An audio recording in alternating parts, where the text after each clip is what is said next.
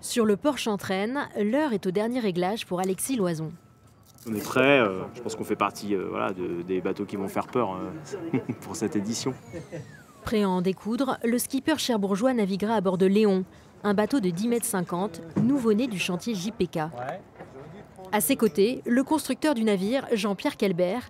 C'est la deuxième fois que cet amateur éclairé participe à cette course avec Alexis Loison. Si jamais les sacs sont arrivés, exactement. Normalement, ils doivent arriver aujourd'hui. Ah oui, c'est aujourd'hui ou jamais. Alexis, lui, c'est un vrai pro en fait, donc il a un niveau qui est vraiment au-dessus parce qu'il navigue énormément, il est doué au départ et puis il consacre 100 jours par an à naviguer. Donc, et puis le Figaro, on sait très bien que tous les meilleurs skippers aujourd'hui sont issus de la classe Figaro, donc les meilleurs figaristes sont en fait les meilleurs marins du monde, quoi, quelque part.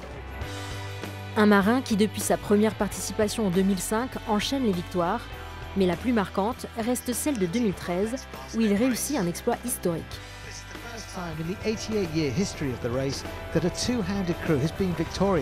Après 4 jours de navigation intense, il remporte la course avec son père, toutes classes confondues. On s'est battu tout du long, on est arrivé vraiment dans un état de fatigue avancé. Mais ça valait le coup parce qu'on gagne devant 300 autres équipages.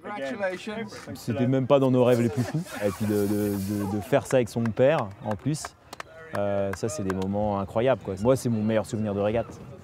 Pour gagner cette année, Alexis Loison devra redoubler d'efforts car la concurrence s'annonce rude. En 20 ans, le nombre de bateaux dans sa catégorie a doublé avec un niveau toujours plus élevé.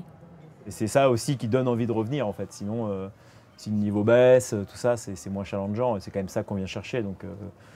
Donc là, on s'attend à une énorme bagarre sur l'eau et on verra bien qui va gagner. Et en tout cas, ce sera un équipage ou un duo en tout cas qui aura vraiment poussé fort sa machine et le rythme à bord. Au total, 450 bateaux seront engagés dans la course avec des marins venus du monde entier. Un nombre record pour cette édition anniversaire de la Rolex Fastnet Race.